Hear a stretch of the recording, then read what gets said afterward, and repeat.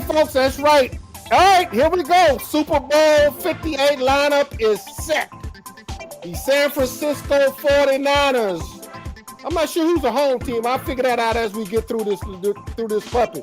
San Francisco 49ers just erased a 17-point deficit over the upcoming upstart Detroit Lions to punch their ticket to Super Bowl 58. And earlier today in M&T Bank Stadium,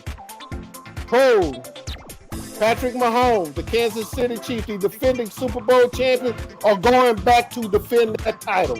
A lot of folks didn't think that was going to happen, but hey, it happened. So as we get here, as you already see that guy sitting up there with that damn Texas Ranger championship T-shirt on, and you know I'm pissed because he's got it on and it should be sitting here. Let me bring the other guy. We got the Red Man is add him to the stage. George Radney. Red Man, hey, what's up? Good evening. How you doing, man? Can you hear us? Good evening, gentlemen. Good evening. Oh, it's a beautiful night. Oh, it's a beautiful night, man. I was just ranting and raving. Elwin up there in Gilmer, he got that doggone Texas Ranger shirt on. So you know, I don't know. We might still be friends after this is over with. I don't know yet. But anyway, hey guys, we waiting on Willie Gibson to jump on. He's from Cleveland. The unique thing about this whole group that we have here, other than I've been knowing y'all since the earth was a grain, and we all really not that old. But I start thinking about it. Our collective experiences, covering the NFL, pro football. We probably, and I'm counting Willie Gibson, and he'll get on later. But I'm counting, we probably got about 100 plus, 150, 135, 150 years worth of experience when you add it all together, guys. I mean, we've seen our share of football. We've seen our share, and realistically, I can honestly say I have lived for every Super Bowl. I mean, and the Super Bowl didn't start getting called the Super Bowl until Game 3. The Super Bowl, I mean, that's when they called them. But it was the AFL, NFL game, the first two games that the Green Bay Packers won against the Kansas City Chiefs and the Oakland Raiders. I think it was the Oakland Raiders. But anyway, that's the situation. Who called it the Super Bowl? You remember? They started calling it the Super Bowl in Game 3. Who was it? Who's the person that came up with that? I think it was during the Pete Rozelle regime. That was it was under Pete Hunt. Rozelle. It was Lamar Hunt. Okay. All right. So, hey, you know what? The Kansas City Chiefs. How about the Chiefs? Yeah. Hey, wait a minute. Here's the thing about it. Those Kansas City Chiefs used to be the Dallas Texans. Okay. Right. So they have roots in the state of Texas. Okay, Texas is gonna claim them. And the fact that, with the Bud Adams and all, they were part of the pioneers of the old AFL. So, hey, we'll take that and go with it. All right, guys. Tell you what, let's go hit the early game. Since the 49ers game and the Detroit Lions game has just ended, we'll let that go marinate a little bit. We didn't have time to sort of absolve the Kansas City Chiefs 17, the Kansas City Chiefs 17, the Baltimore Ravens 10. Let me say right now, I was surprised. Elvin, I know you're gonna have the floor, but I'm gonna give you. I had felt like that the Baltimore Ravens, and I saw them twice. I saw them first game of the year, then the last game against the Texans, and I just looked at them. I'm more like, this team's just entirely too strong defensively. And I didn't think Kansas City Chiefs could go in there and do it. But the Kansas City Chiefs walked in there, hit the Baltimore Ravens in the mouth, and I bullied them and actually baited them into doing some very stupid things. Mm-hmm. That's my opinion. Gentlemen, Radman, Elwin, y'all got the floor. Go for it. Well, go ahead, Rad. Go ahead, Elwin. You got it. Well, I know the Chiefs struggled this year. They didn't look like they were the Chiefs. But I kept thinking all along, just like I thought about my Gilmer Buckeyes, I had faith in the coaching staff and the players in my high school team. I had faith in the coaching staff and the players in Kansas City. I just felt like they were going to get it done. and I guess y'all might have probably seen the post game with Patrick. He talked about having a chip on his shoulder because he said everybody wrote us off. We had our tragedies through the season, and he even said God put some obstacles in our way, but he helped us overcome those obstacles. And, you know, I still got to go back, like I talked about the Texans when they won the playoff game over Cleveland. I just think there's been so many negative things going on about the NFL for all these years. And I really believe, of course, you know, like you guys, I'm a man of faith. I really believe that God is showing people, hey, these teams that have fine Christian leaders like D'Amico Ryans, like C.J. Stroud, like Andy Reid, a Christian man, and Patrick Mahomes, who goes to the goalpost and kneels in the end zone and prays 2 hours before kickoff of every game. I think God is blessing those teams for being an example and trying to bring Christianity back to the forefront again. So there's my sermon for tonight. All okay, right. do you want me to pass the plate now? Wait, I mean, you know, I know. I already know you're a son of a Baptist minister, so I want to know, when do you want to offer? How many offers do you want me to collect tonight? That's all I want to know. But anyway, Rad Man, Rad Man, hit it. I was wondering if it's minimum $20 per person. I wasn't sure if there was a minimum on tonight's sermon. I wasn't sure. I didn't. I got my cash here. Do I need 20 or what we gotta do? But hey, that's good. But the one thing I took away from this game is that the Bills and people here in this marketplace as well, covering the Buffalo Bills all this time. The Bills are one of the best teams to beat the Chiefs. They know how to beat the Chiefs. They just can't seem to get it done in the playoffs. The coaches just can't make the decisions because the Bills play Lamar Jackson the same way Kansas City did tonight. They took away his gap integrity. They didn't allow him to run in the gaps. The linemen stayed. They were, and it's hard to do that. They were disciplined. They stayed in their gaps. They didn't allow Lamar to run. They said, you got to beat us with your arm. And then when he started, he made a few passes. And then when he got frustrated and they sacked him a few times and then he had to fumble, he started to get a little, like any person would do. He got a little nervous. He got upset. And nobody really calmed him down on the sideline. I noticed that on the sideline. They didn't. And where was Odell Beckham? Odell Beckham, I saw him at the end of the game. I didn't see Odell most of the game. Lamar Jackson was trying to win the game himself. He was throwing the ball off the wrong foot and everything. I mean, they really got him discombobulated.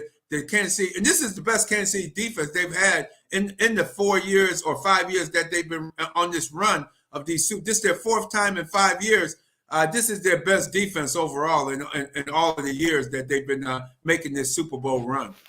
Absolutely. You know, hey guys, I'm gonna tell you something. Here's the situation. And let's face it, Baltimore. I mean, the Ray Lewis, they had Terrell Suggs. They had Ray Lewis open up the game. Terrell Suggs came out, but there's a difference between Suggs, Ray Lewis, and Ed Reed. These guys, I mean, you can be intimidating all you want, but the problem is when somebody turn around and hit you in the mouth, can you take getting hit in the mouth? And what we saw tonight against what the Kansas City Chiefs came in there and done was basically slap the bully in the mouth. I mean, they played rough shot all. I mean, they pushing the additional push. Flowers got that unsportsmanlike conduct on a pass play that moved them 15 yards back. I mean, basically they looked like they looked very undisciplined for this game, for the magnitude of this game. A lot of this stuff, in my opinion, was totally uncalled for. And really, I'm gonna be candid with you. I'm disappointed in the Ravens in the way you can play up to the line. And let's face it, we've seen the rule changes in football, how they don't really try to clean this thing up. It's all right to play up to the line. These guys played so far over the line. I mean, I think the only thing that the referees didn't do was throw some people out of the game. And I don't think anything probably got as egregious as good. But there was a few times, and particularly what on Sears or what they when they jumped off sides and they called it unsportsmanlike conduct. This would have been an ideal time to just kick his butt to the sideline. Because that was on purpose. That was on purpose. You're right. I mean, really. I mean, I'm sitting here looking at this and I'm going like, you at home, you got everything that you want, but y'all basically act like somebody that hadn't been there. You let somebody you let somebody walk in there and take your candy out your hand. They took a lick off your candy, then threw it in the trash can and told you they didn't like it, and you got they laid down like some spoiled kids. And let me say this to Odell Beckham's dad, who put out a tweet. I don't know if y'all saw it yet. No. He blaming Lamar Jackson for this. Really? What is he saying? What did he say? He said that if they'd have had a quarterback, he said, don't blame his son for this. I mean, I don't know if this is a check or not. He said, do not blame my son for this. And I saw the tweet on a couple of other folks that reposted, and I'm sitting there going like, wait a minute. Odell Beckham didn't even get into the game until the latter part of the third quarter. We didn't even see him the first half. We sure did. We didn't see. I thought he was injured. I was like, was he inactive or what's going on with Odell? No. And I kept noticing when the camera would flash on the sideline, other than them up there going to the press box, and I'm not going to call that person's name because I saw more than I care to see, and we probably going to see more than we want to next in 2 weeks in Vegas. I mean, I wouldn't be surprised if Usher got to share the halftime, but I'm getting carried away. Let me get back focused. But I was amazed at the immaturity that the Baltimore Ravens showed tonight. Yeah. They looked to me like, even though they were the favored team, they acted like they were the underdog, and particularly the jumping off sides on fourth down and giving the first down with the personal foul you mentioned. I understand jumping off sides on purpose, like the announcers were talking about, but why in the world don't you stop when you jump off sides? Why in the world do you lead with your helmet and get the personal foul? I mean, they just did not look like they were focused, and I think what happened, I think Kansas City walked in there and Patrick Mahomes is like, yeah, we the Chiefs. And I think Baltimore was intimidated from the minute that warm-up started. You saw the almost fights, even between the kickers, between Butker and Tucker. And those are two of the most mild-mannered guys on the planet. But you had that kind of tension going on, and I think Baltimore just felt intimidated from the minute the Chiefs came on the field tonight. Yeah, I agree with you. You can see it from their body language, from the pregame warm-ups. They were upset. They were really tight, and it showed you that John Harbaugh. You got to remember, he's a special teams coach. He's not an offensive coordinator, nothing like it. He won the Super Bowl. Okay, that was back in 2013. We were there for that when the lights went out. But he really hasn't won anything since then. Yeah. No. But people be acting like he's one of the greatest coaches of all time when he's really not. We've seen his team implode like this. 21 in 2019 when Lamar was the MVP in 2019, they were favored to make the Super Bowl. They imploded. They fell apart. They started fighting among themselves, and they lost the game back then. So it's nothing new. It's just John Harbaugh is not that good of a head coach when adversity strikes his team. That's true. Well, we've been recently joined by Mr. Willie Gibson here. Mr. Gibson, gentlemen, the one thing as I stated earlier in my intro, all our respective teams made the playoffs. Elvin covers the Cowboys and the Texans, so I'm letting him have the NFC side. Hey, what the hell? No thanks. But hey, Willie, we're gonna let you play catch up, man, because your initial come from we talking strictly about the Baltimore and the Kansas City Chiefs game. We're gonna let the last game, since it's just in, and let it marinate a little bit. Then we'll jump on it in a few bit. But you just getting in. We giving what's your initial reaction to that first game? I think Andy Reid showed why he's one of the greatest coaches of all time. I mean, I'm gonna go so far as Radman. John Harbaugh's a great coach. I mean, I cover the Browns. I see him twice a year. He's a great coach. I mean, I think Andy Reid just today was a better coach, and I think Baltimore beat themselves, to be completely honest. Mm-hmm. The young fella Flowers. Yeah. You can't have him taunting. You can't. Okay, they grabbed your leg, you pushed him off of you. That's one thing. You jump up, you spin the ball, you hover over him. You can't do that. This is week 19, week 23, 22, if you want to include the preseason. You can't have things like that. You can't call him a rookie anymore, and I think that hurt them. Kyle Van Noy, to take the other end of the spectrum, the veteran that should know better. The head, but you can't, those type things, and yeah, you can say it's coaching, but at the end of the day, it's individualism. You as a player have to know this is for the Super Bowl, so you can't do those things. I think those things hurt them a lot. And at the end of the day, I mean, this is the 6th straight AFC Championship game for Kansas City. They know what this is about. Home, road, didn't matter. They know what this is about, and I think they experience. At the end of the day, showed that at the end of the day, the experience went out. Yes, indeed. And the point you just made about we keep saying Zay Flowers. I don't think that was the biggest play. I could take him doing that, but he acted like he was in the regular season game when he was at the goal line and he tried to extend the ball at the. This is not the regular season, man. Right. Hold on to that ball and dive into the end zone or fall short of the end zone with the ball tucked away. You stretching it out. Snead just poked it. You made it easy for the defender to poke the ball away from you. That was the biggest mistake of Zay Flowers today. You don't stretch the ball out at the goal line and thinking you in the regular. Hey, you're not playing a regular season team or blowing out some regular season game. This is the Chiefs you're playing. You stuck the ball out there. The veteran guy just poked it out, made it easy for them to cause a fumble, and the ball went out, and the Chiefs ended up getting that, and you thwarted your own self from a touchdown. Well, I mean, and think about this though. Here's what fundamentals, and I'm gonna go back to fundamentals. He had that ball on the inside. Normally, if that ball would have been, if he'd have put that ball to his outside, Snead never could have got to the ball, even if he had stretched the ball out. Hey guys, I think what we starting to see, and probably, and we saw a little bit, we saw more. I thought we saw guys that just lose some basic football fundamentals. Because to me, that and you're right, that goal line with Flowers.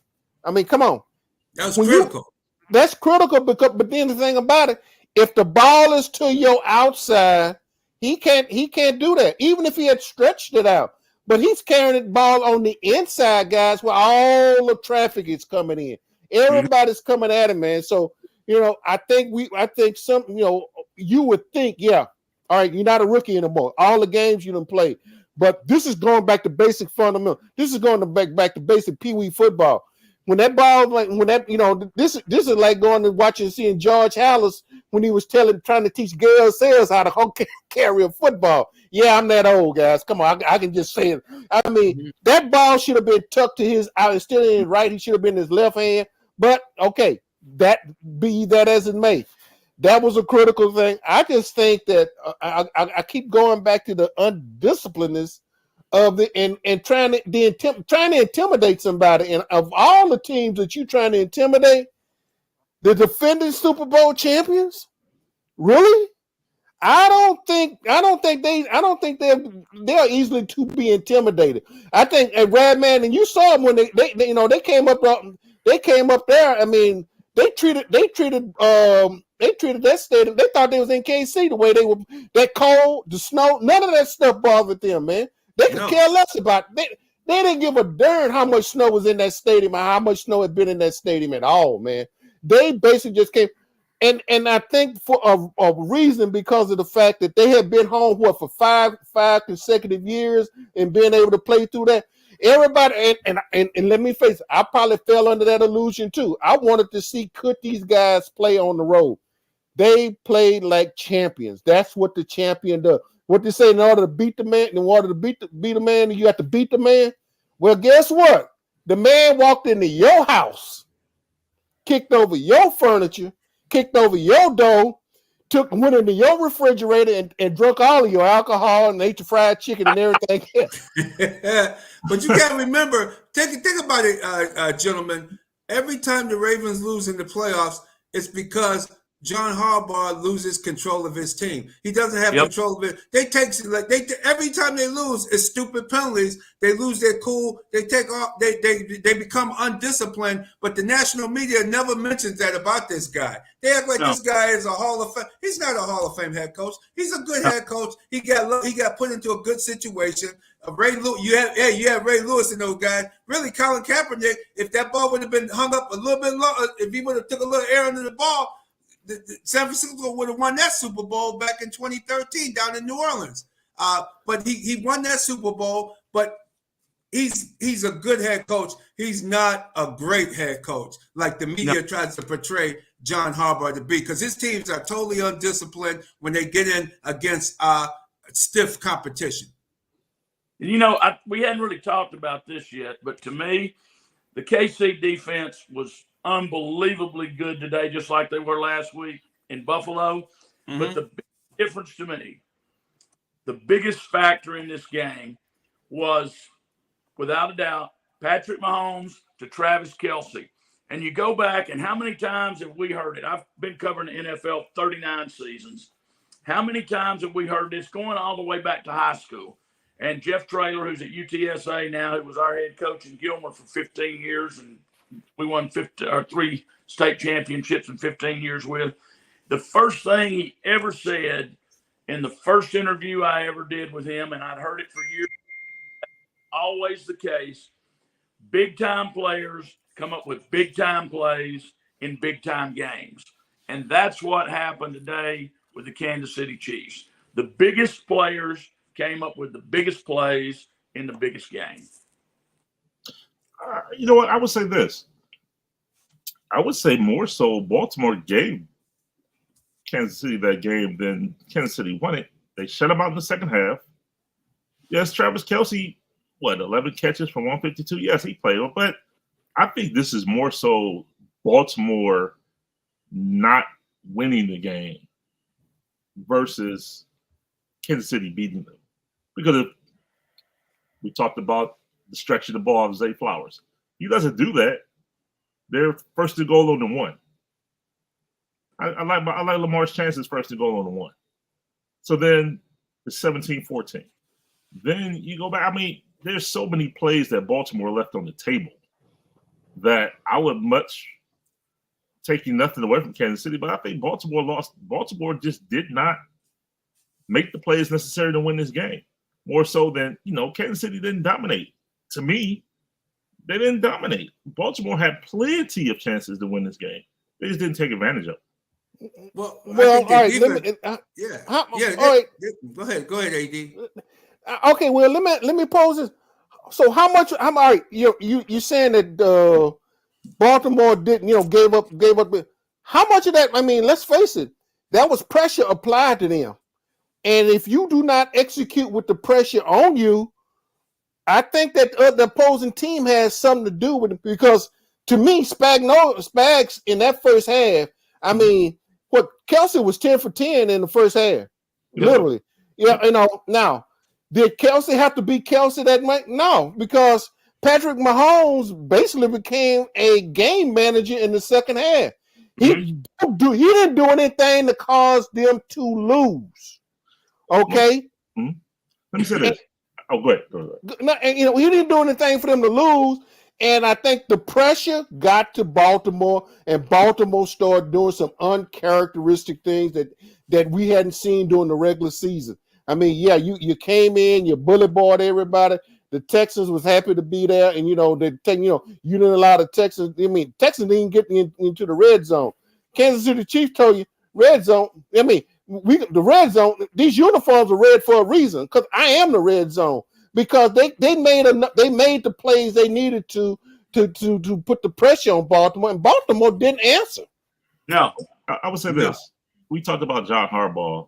I mean, let's go to his OC, Todd Monken. Kansas City 8th ranked run defense? Where was the running game for Baltimore today? Exactly. That's Todd Monken. That's Todd Monken. Why did he put so much? Why do you guys think he put so much of the game on Lamar's plate? Because I thought they on that 4th down or 3rd and 1. I thought that 4th down or 3rd down play in the game. They should have gave that to Gus Edwards and they should have picked that up. I mean, why would you be passing the ball on 3rd and 1 where you known as a running team? That's your MO. You lead the league in rushing. You're the number 1 rushing team in the league. Yeah. But how many times, guys, have we seen this? Not just in the NFL, college, high school, and I've said it over and over. Sometimes coaches overthink and don't do the obvious. And time again, when you don't do what you're best at, you pay for it, just like happened with Baltimore today. Yeah, because last week the Bills had 368 total yards, total offense, where Kansas City had 361. So it was only the Bills had 7 yards more because they did run the ball successfully. And I thought, sure, Baltimore would run the ball majority of the day more than they passed the ball. But they did just the opposite. And I agree with you, Willie. I think the offensive coordinator should get some blame, not Lamar Jackson. It should be the offensive coordinator because that's your running team. Why are you not running the ball? Well, gentlemen, you know what? Guess what? Their uniforms are getting washed, and now they got the rest of the season to try to figure out what woulda, coulda, shoulda. I know one thing. Let's face it. Starting tomorrow, a lot of this is going to rest on Lamar Jackson's head. I mean, and let's face it. The reason being, the new contract, health out, everything, and everything was put there for them. And as I stated earlier, I picked them to be in Vegas in Allegiant. I had already picked them. I'm not gonna lie about it. But as it stands right now, I guess I'm gonna have to get in line and go to one of Patrick Mahomes' Whataburger places in Kansas City. Not go buy barbecue. I just had to go buy me a Whataburger in Kansas City somewhere because I'm pretty sure Patrick Mahomes gonna make a ton of money off of that one, guys. Hey, speaking of Whataburger, I don't know if you guys saw it or not, but I saw it on Facebook. The first Whataburger in Las Vegas on the Strip is opening February 18th. February. Okay. That's a week after the Super Bowl. I know. Yeah. It's kind of bad timing, isn't it? Yeah, timing sucks. Okay, whatever. All right, gentlemen, let's switch horses. I think we finally. I mean, let's face it. Andy Reid, Spags, the defense. I think I'm just tip my hat to them.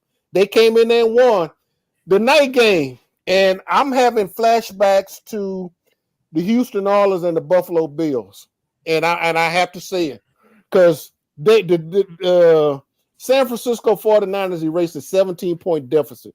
That reminded me of the Houston Oilers on the Warren Moon when they had that big lead, and I'm thinking, oh man, I'm making plane reservations to go to Pittsburgh because they were supposed to be going to play the Pittsburgh Steelers. I'm just already looking. Next thing I know, Frank Reich leads a comeback. And now here we go. Everybody that said Brock Purdy couldn't do it. Well, Brock Purdy, here's the situation, guy. Here's the antithesis of what we're talking about. In the earlier game, we felt like Lamar Jackson's legs probably should have been a much more a key factor in the game. Brock Purdy's legs were a factor in this game, besides the turnover and the fact that Dan Campbell went brain dead on a couple. I think he got too cute for his own self. Overthinking. I think Dan Campbell, I mean, let's face it. Hey, man, come on. Take the points. Well, Brad Holmes should have had a talk with him after that Dallas game. I can't believe he's still doing. I can't believe they allow him to still do the same garbage he did in that Dallas game by not taking the field. I mean, why would he kick the 47-yard field goal? Why would you be going for it? At least tie the game up at 24-all or 27-all. Tie the game up, man. You playing to win. You're not playing to just thinking you got to win. The only manly way to win is you just gotta go for it on 4th down. So the ownership, somebody needs to talk to that guy because he cost his team this game tonight. I agree 100%. And the thing about it, if they take the field goal there, just like you said, Red Man, the game's tied. You still got 7.5, 8 minutes left in the game. Plenty of time. Play defense, get the ball back, go down, score a touchdown, or kick the other field goal, and you win by 3. Exactly. Real? Agreed. Absolutely. I mean, this is not Madden. This is not Madden. Get off the sticks. No, You got to take the points, man.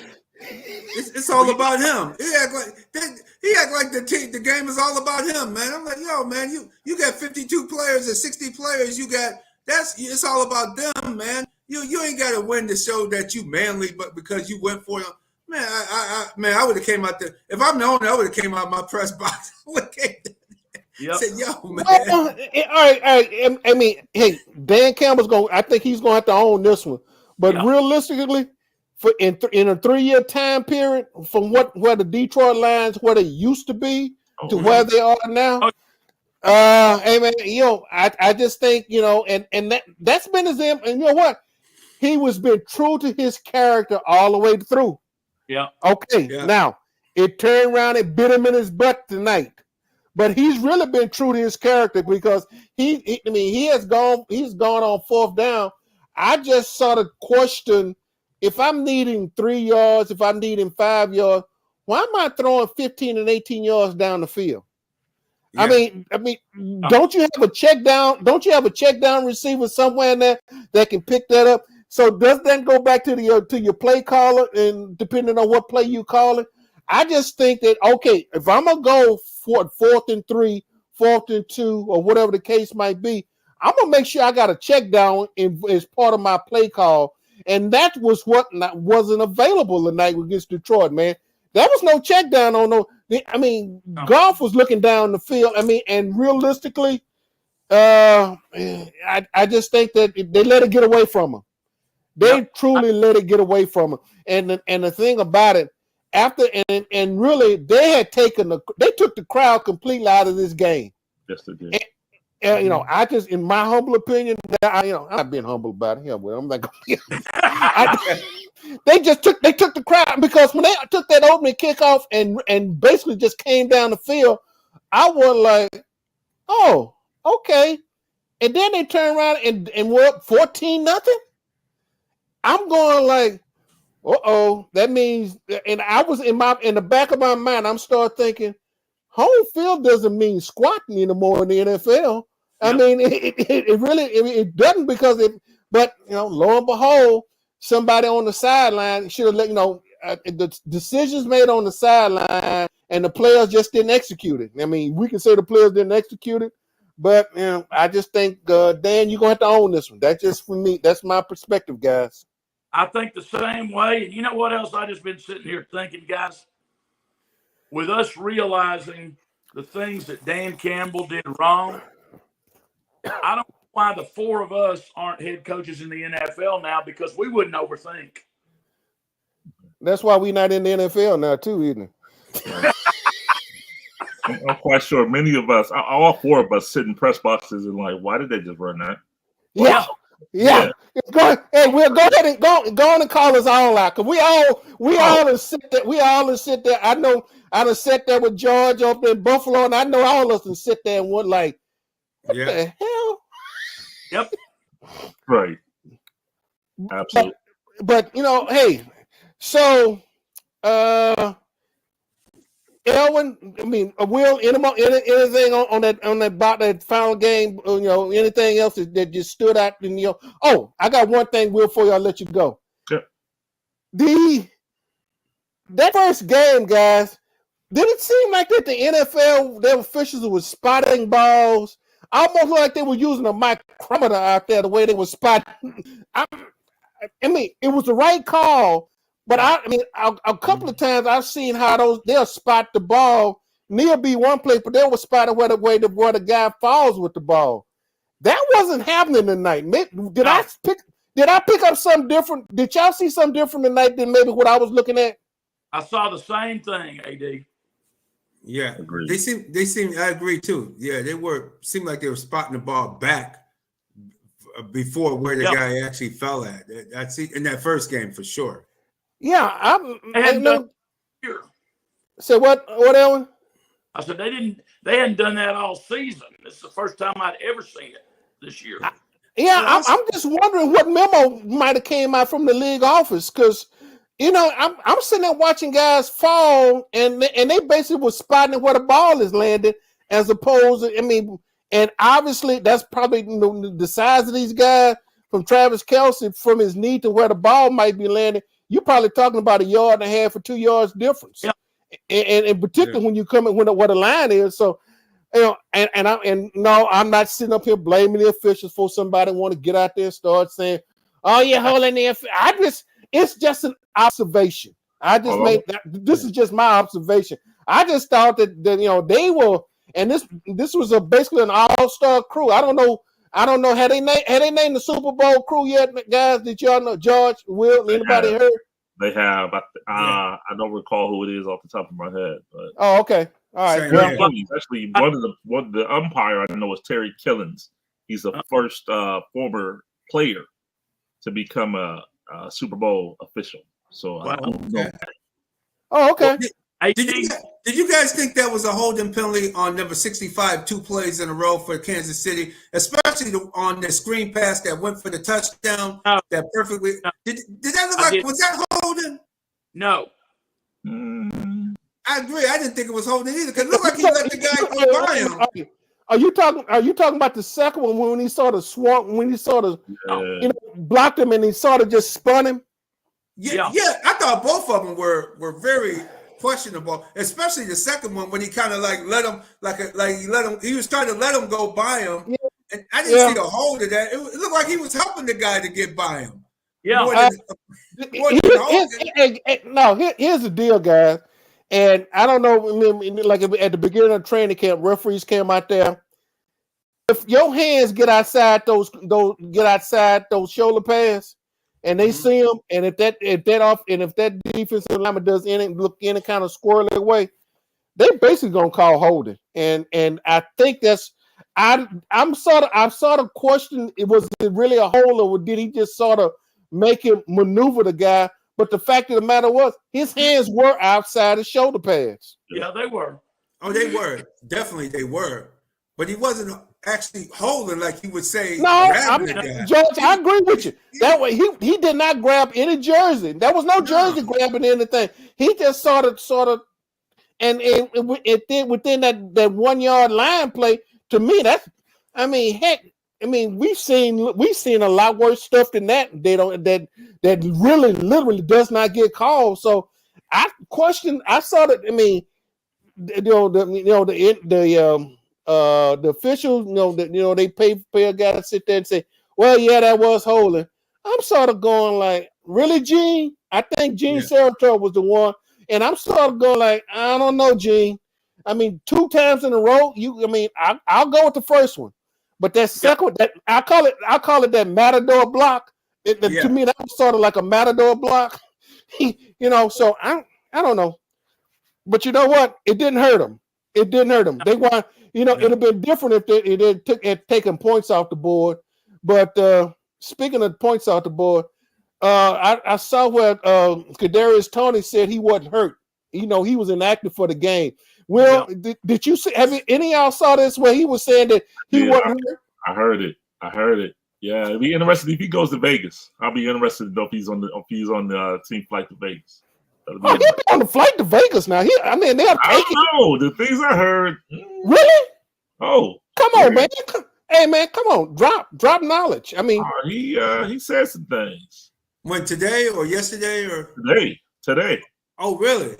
He went IG live and said some things. So yeah, they sick of him, man. He how many games he done blew for them? I can't believe he even running his mouth, man. He done cost them about 3 or 4 games. Yep. Yeah.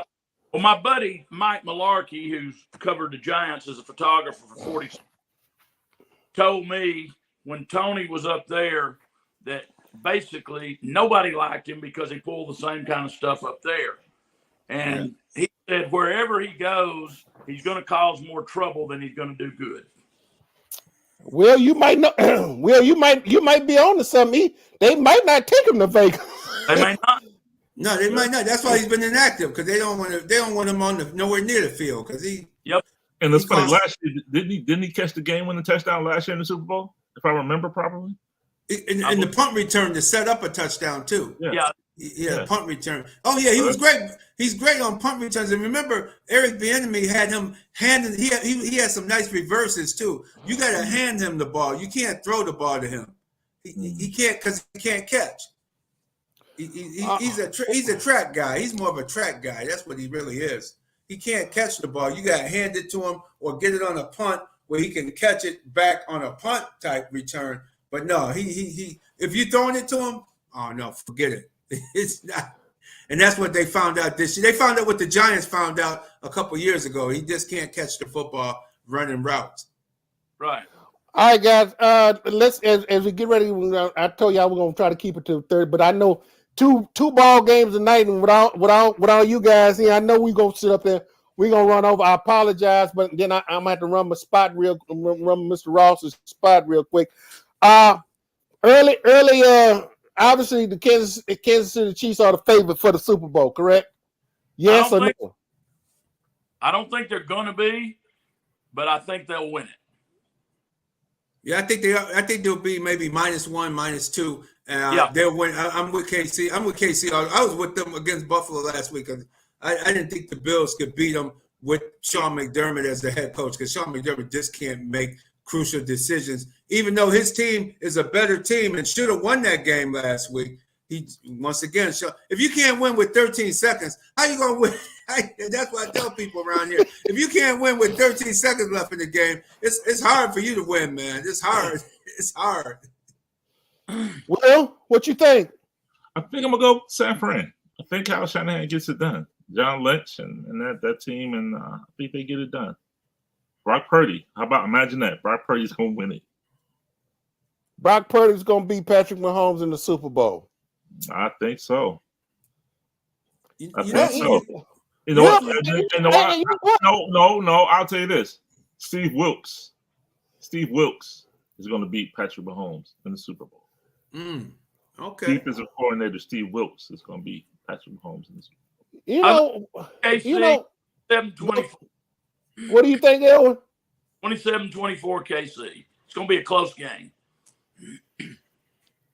Mm-hmm. Yeah. Okay. Yeah, just like the last one in Miami, that it's going to be close. If Sanders would, if Jimmy G would have threw that ball anywhere near Sanders would have caught because he made the two KC defenders run into each other and he was wide open. San Fran should have won that Super Bowl back in 2019 or 2020. They should have won that one. That was unbelievable. Well, I'm. You know what? I'm gonna go out. I'm gonna stick with the Texas kid from Whitehall. Patrick Mahomes. If he has to win the game, I think he can win the game. Yep. If he has to be a game manager, I think he'll be a game manager. I think the key, and like I mentioned, if Kansas City cannot control Deebo Samuel, I'm not worried about McCaffrey. McCaffrey gonna do what McCaffrey does. To me, I think that the Chiefs are gonna have to figure out how they're gonna control Deebo Samuels. I think Deebo Samuels becomes the wild card in this situation as far as the San Francisco 49ers are concerned. But I think it is gonna be interesting to see what the 49ers do in trying to control Travis Kelce. Yeah, I think those are just some variables that's just initially coming off the top of my head. Those are two guys I think is going to be pivotal in how they're going to be controlled. And let's face it, man. I think there might be a couple of Swifty plays that Andy Reid's going to dream up between 9 and 2 weeks. I don't know. And speaking of that, I don't know how the offensive line of Kansas City is going to handle the bookend defensive ends from Ohio State, Nick Bosa and Chase Young. That you just had. Did you see what I did? Did you see what I did? You just had to slip that in about It wasn't a slip. It's okay. It wasn't a slip. It was intentional. It was intentional. Hey, but you know what? Will, I'm glad you brought that up, and then I'm gonna go ahead and turn y'all loose, guys. Chase Young got to be just thanking his lucky stars. He got out of Washington. Listen. Yeah. Mm-hmm. Yeah. I mean, I was sitting there watching it, and I remember his rookie season, guys. And now, had the knee injury, and and now he and he came in for spot duty tonight, but he made some key plays tonight, key pressures, it's going to be, you know what? Chase Young has got to be sitting there going like, yes. I mean, so Will, you've been that, from that university, the Ohio State University alum and all the other, go ahead, take a bow, man. But you know what? Let's face it, and I know Ryan Day, looking for got new play callers and all this other stuff. I don't know if Ryan Day probably made sure that Jim Harbaugh went on with the LA Chargers, but anyway, with them 44 seniors they got, y'all probably got a chance. The Buckeyes are probably, because let's face it, with 44 seniors coming off the University of Michigan team, y'all chances probably improved a whole lot. The fact that just about the sheer numbers of 44 seniors are gone. And 25 juniors. And what? 25 juniors as well. So. Ooh, darn. That's a lot. That's a lot. Yeah. All right, gentlemen. As always, final points. Elvin, start from the top, and we'll take it on around Radman, and Will, you'll close it out, and I'll run my spot, and then I'll appreciate it. Elvin and Radman. Will, you're not coming to Vegas, are you? I'm not. Not this year. Okay. All right. Well, three out of us four will be out there, and obviously I'm coming. Anyway. Catch me in New Orleans next year, though. Catch me in New Orleans next year. New Orleans is next year, right? Yes. Yeah. Catch me in New Orleans. Okay. Yeah. The Big Easy is coming up. I can literally drive to that one. Won't have to be catching on the plane on that one. But anyway, Elvin, get ready and let's take it to the house. Well, I think it is going to be a great Super Bowl. Again, a rematch from 2020. Again, I think these teams know each other well. They know what each other does well and what each other's weaknesses are. That's why I think it's going to be a really close game. I don't think either team is going to pull away from the other by a whole lot. I mean, yeah, San Fran might get up 10 points. I don't see the Chiefs getting up 10 points because, let's face it, almost every playoff game they have in the last 6 years, they get down early. A lot of those games, they don't start playing until they get behind. But I think it's going to be a very close game. It's going to be exciting to see everything going on. I can't wait till opening night, personally, on Monday night when we get there. Looking really, really forward to that. Same here. Kansas City winning at 28-24. I think it's going to be a good game. Their defense is so much better than it. This is their best defense of all their Super Bowl years. The back end is playing great. Willie Gay was out again today. He only played 2 series in the Buffalo game a week ago, and it didn't look like the number 56 stepped it up, made some nice plays tonight. I just think their defense is going to hold the 49, because Purdy, once you get him off his spot, he gets discombobulated, and he looks like a rookie quarterback out there a lot of the times, like he did earlier in this game tonight. He looked like a rookie until the momentum swung and they started. He got hit in the mouth, busted his lip open, and he said, "Oh, I better play, man. These guys are serious out here." So he got it going. But I see it 28-24 Kansas City. Can't wait to see you guys out in Las Vegas. Bet, Red Man. All right, gentlemen, enjoyed it as always. Thank you again for the opportunity. I just think San Francisco's defense. I know Kansas City's defense and Spagnuolo is improved without question. And I mean, 15 is 15. I mean, that goes without saying.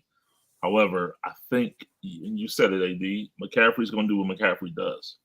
So that he's going to give you what he gives you. Then you got Kittle, you got Ayuk, you have and then again the defensive front. Now, I mentioned Bosa and Young, but Hargrave, Dre, the 57. Greelaw's going to do what he does, and so I think that is going to cause. And you have 2 weeks. You have 2 weeks to prepare. Oh yeah, and yeah. So it threw me. I don't know with that pec. He missed today. I don't know what his status will be in 2 weeks for the Super Bowl with that pec injury. So all that being said, I just think Kyle Shanahan is going. I'm sure he's in the lab right now, cooking up some things, and I think San Francisco wins it. Well, gentlemen, I'm going. Hold up, real quick. Got a quick comment. Somebody got a comment up here. Oh, okay. Now the Super Bowl win. Okay, I appreciate it. Niner game. I got somebody got a Niner fan. All he's just saying is Super Bowl. I appreciate that, gentlemen. Hey, I appreciate it. Will. Hey guys, Elwin, Redman. Will, I appreciate it, guys. I know I'll be running to y'all out there in Vegas when I get out there. It's been fun. I appreciate it.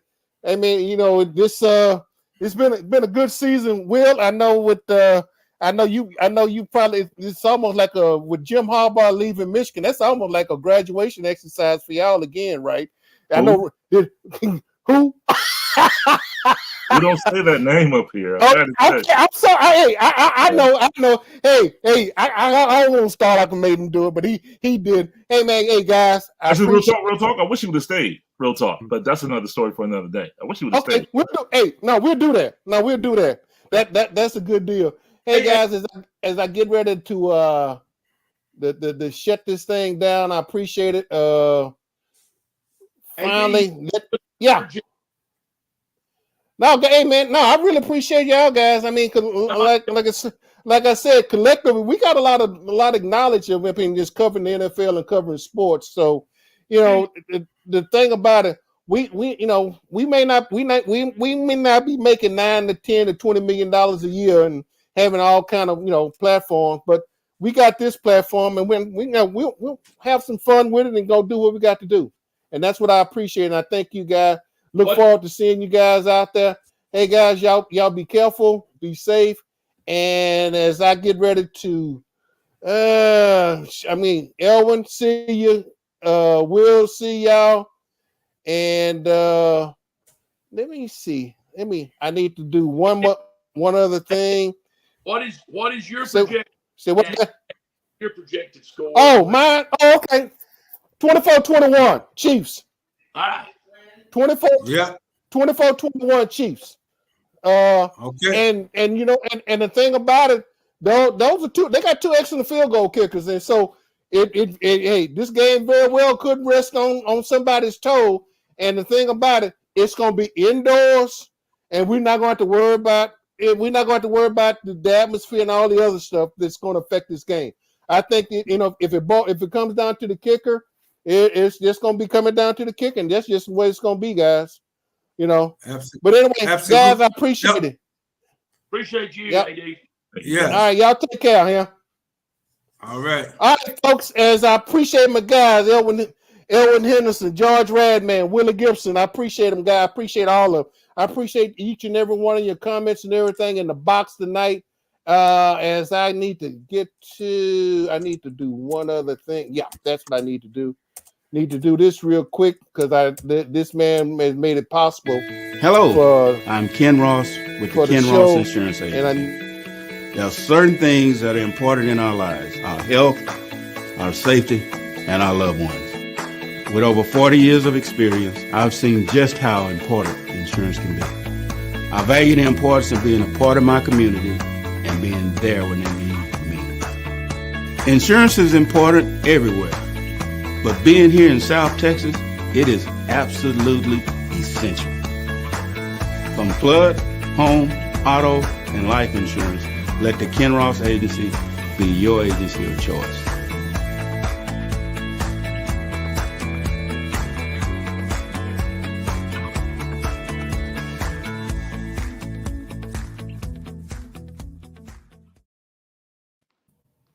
Yep, that's right, folks. The Ken Ross Agency, 281-235-5952. Again, repeat that number again for you, 281-235-5952. Go ahead and give him a call now. It'll go to his voicemail. He's got a very unique answering system. He's been my agency of choice for the last, 40 years, give or take. But I'm appreciative. Thank you for the season, second year running.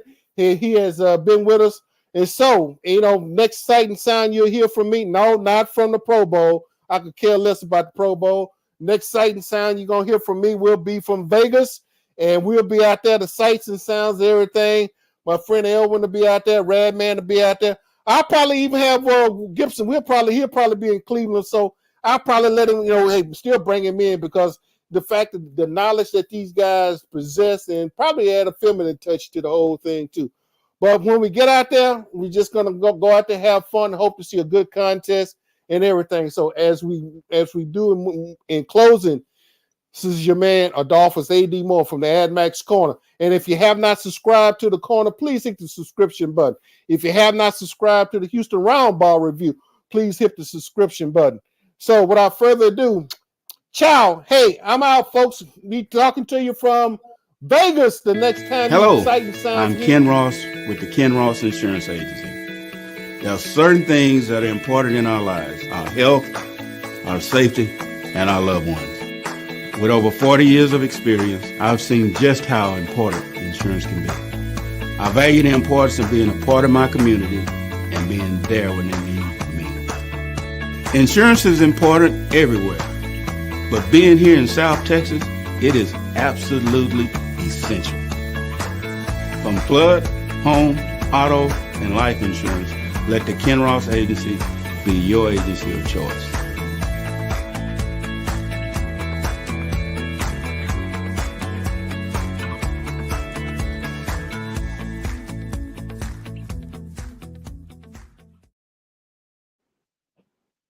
That's right, 281-235-5952. Give Ken Ross a call and tell him AD said I told you to call him and you will take care of him. Folks, I'm out. Ciao, we done. Let me go ahead and end this stream, and then I will yell at my guys off